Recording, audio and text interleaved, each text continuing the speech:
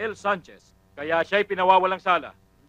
Nilagdaan ngayong ika-20 ng Hunyo, 1997 ng kagalang-galang... Pero mga pulis tayo. Dapat pairali natin ang batas. Naniniwala ako na sa bandang huli, justice will still prevail.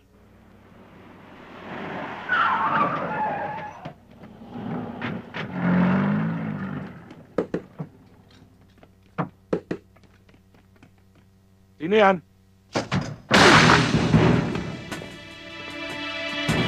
Pasok! Dito!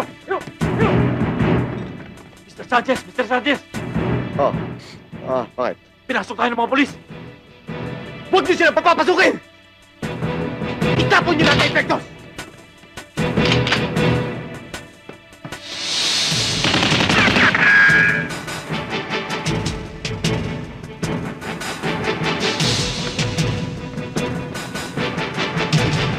Alam mo!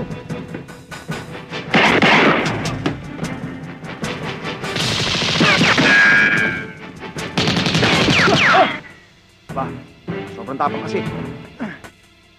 Sandali na. Sugod ka kasi ng sugod eh. Mabuti pa magsiksikan na lang sa sulok at baka madisgrasya ka pa, mag-observe ka na lang. Baka mag-isagot yung pakitas na nanay tatay mo.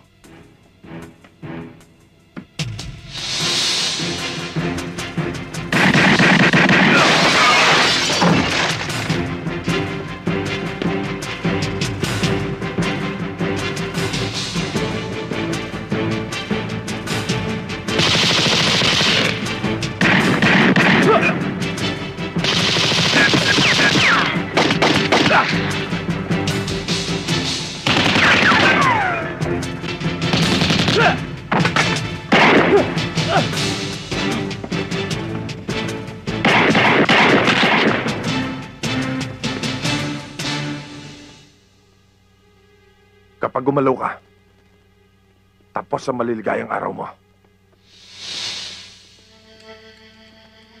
Sige! Bitbitin yan!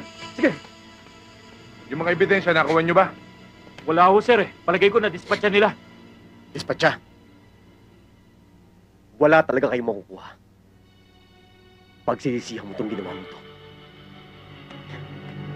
Dali sa baba yan.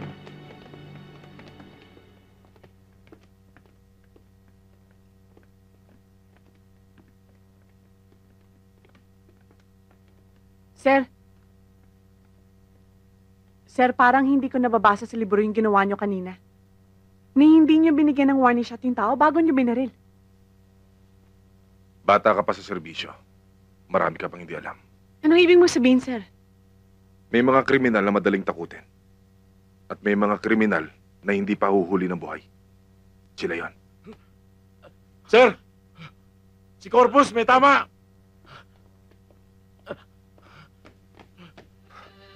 Corpus!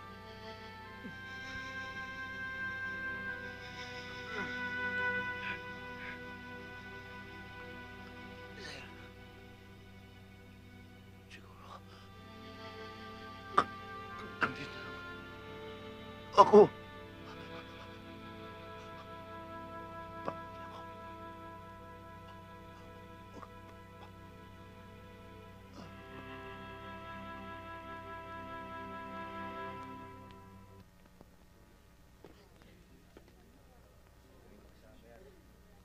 Mrs., makakasama sa inyo yan. Dave, kasama sa trabaho natin ang nangyari kay Corpus. Tayong mga pulis, buhay ngayon. Pero hindi natin masasabing buhay pa rin tayo bukas. Napakasakit ng pagkawala ni Corpus, sir. Para ko na siya kapatid. Kumisa tuloy parang gusto Dave, ko. naiintindihan kita, Dave. Nangyari na rin sa akin yan. Pero mga pulis tayo. Dapat pairali natin ang batas. Naniniwala ako na sa bandang huli, justice will still prevail. Kung sumunod lang sana siya sa akin na umalis sa pagkapulis, sana buhay pa siya hanggang ngayon. Pamilya ho kami ng mga pulis, Mrs. Pero buhay pa rin kaming lahat ngayon. Kaya, hindi naman ho siguro dahilan ng pagiging pulis ng isang tao para mamatay ito. Hanggang doon lang talaga sigurong buhay niya. Pero kahit naman ho na wala siya, isa naman siyang magandang alaala na pwede niyong ikarangal, ipagmalaki. Mahirap yumakap sa alaala kapag kumakalamang sikmura. Sa damdamin lang nakakabusog yun.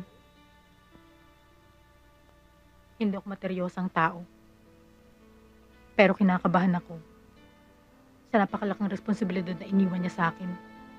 Mrs., matapat at mabait hong pulis ang asawa niyo. Sigurado akong marami nagmamahal sa kanya.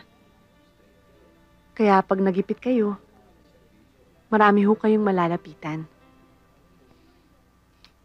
Isa na ho ako ron. Nandun na yung kanina pa, inaantay ka nga eh. Sabi sa'yo.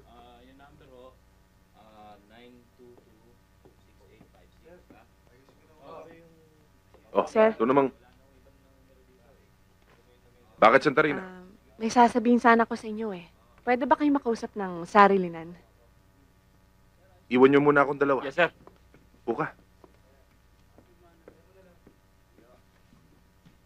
At ano naman ang maipaglilingkod ko sa'yo, Miss Macho? Sir, total, wala na naman si Corpus, di ba? Baka naman pwedeng ako na lang maging bagong partner mo.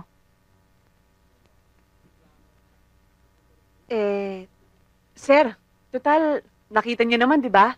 Sa paghawak ng baril, hindi naman ako nagpapahuli sa inyo. At saka sa martial arts, kahit paano, may naintindihan naman ako. IQ? Hindi naman sa nagyayabang, pero above average ang IQ ko. Yan ang kailangan ko. Hmm? Hindi katulad ng dalawang yon. Yung dalawang umalis. Oh, sir. 0 IQ. Pero teka, susubukan muna kita. Sige, sir. O sige. O yan. Tignan ko magaling ka. Eto, pwede mong hawakan, pero hindi gagalaw. At ito naman, gagalaw, pero hindi mo pwedeng hawakan. At ito, gagalaw, at mapupunta sa gitna. O sige, tignan natin. I-solve mo. Tignan ko ang IQ mo.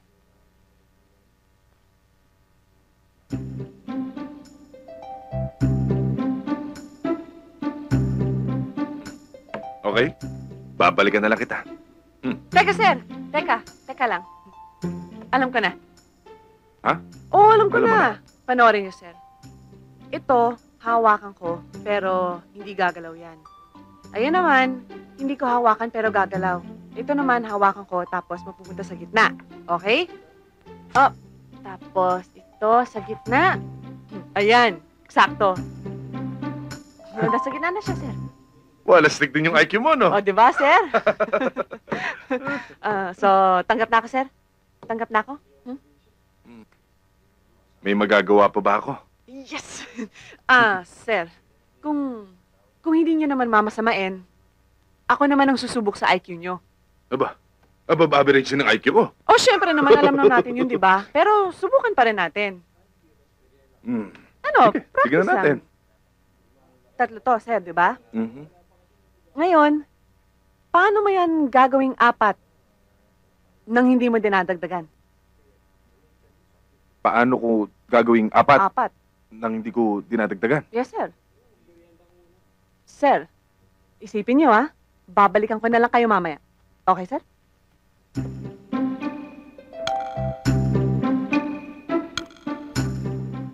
Gagawing 4 nang hindi dinadagdagan? Teka, iloloko yata ako nito eh.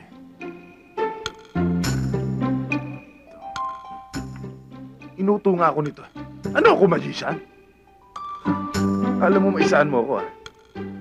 Teka, baka nga pwede maging 4 to. Hindi talaga pwede eh.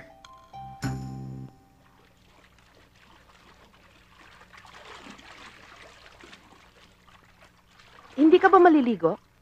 Hindi ho, ma'am. Medyo mahina ho ako sa lamig eh. Lisa! Halika na!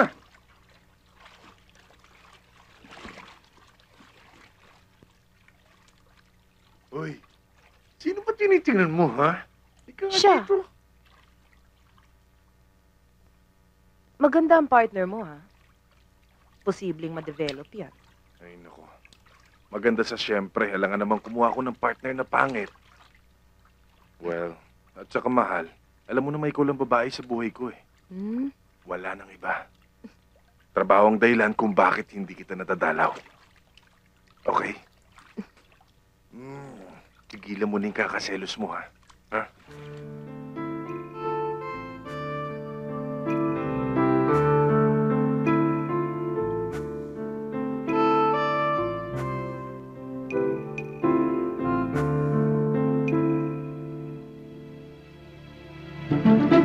Naku! Si Sir! Hindi yata sa bala mo totodas to eh. Sa lunod yata matitigok to. Sir? Sir? Sir? Ma'am Lisa?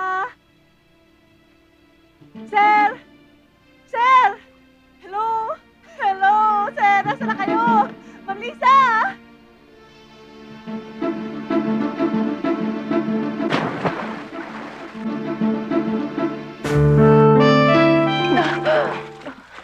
Akala ko ba ayaw mong maligo?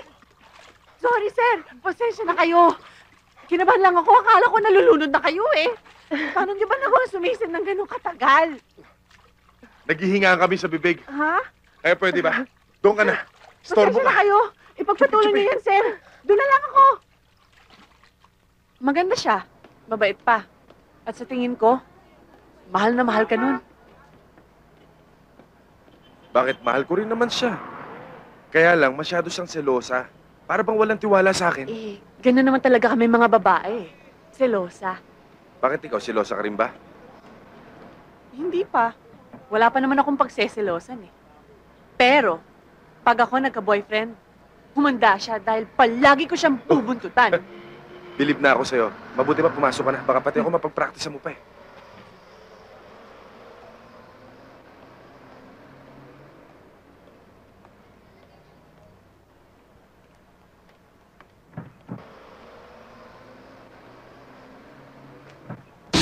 Hold up! Akin na! Akin na!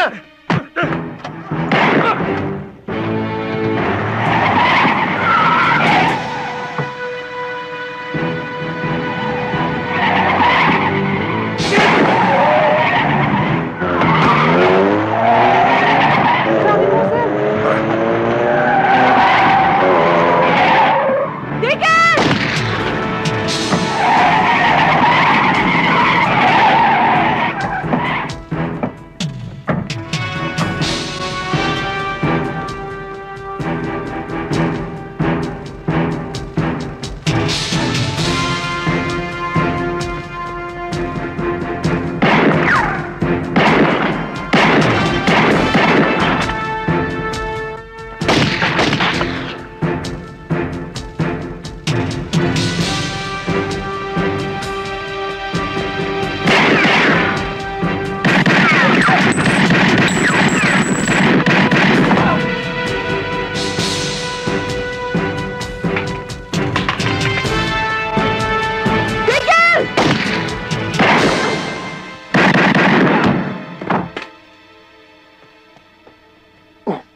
May tama ka. Tapos lang yan, sir. Buti the please lang. Yan ang sinasabi ko sa'yo eh. Puro ka kasi bite the book, bite the book, bite the book. Halika, dadaling kita sa ospital. Aray! Ay, sorry. Po sa mahaba at masusing pagsisiyasat, napatunayan ng hukumang ito na sa kadahilan ng walang sapat na ebidensya laban sa nansasakdal na si Rafael Sanchez, kaya siya'y pinawawalang sala. Nilagdaan ngayong ika-20 ng Hunyo, 1997 ng kagalang-galang na hukom na si Manolo Rodriguez. So ordered.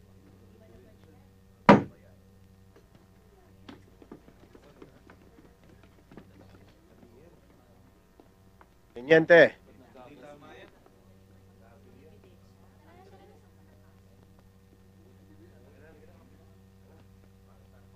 Oh. Bakit parang natuka ka ng ahas? Hindi mo ba gusto ang hatol ng kagalang-galang na hukom? Tuso ka talaga. Pati batas pinaglalaroan nyo. Ganyan ako katindi, Teniente. Kumbaga sa manok, nasa akin ang uling talaok. Ikaw naman ang bibigyan ko ng problema. Kaya mag-ingat ka. Baka matalisod ka. Hindi ka na makabangon. Sa laki ng perwisyong ginawa mo sa kliyente ko, isang tambak na kaso ang isasampa namin sa'yo. Kaya, tatagan mo na. Ikaw ang tumatag, Rafael Sanchez. Dahil kapag nakakuha ko ng ebidensya laban sa'yo, sa kulungan ka titilaok. At doon ka na mapupungusan ng palang. Magaling siya. Takot ako. Tayo na. Pakita mo ang galing mo, Teniente! Baka nakakalimutan mo. Tagalogin ka lang. Texas to. Imported. Tama.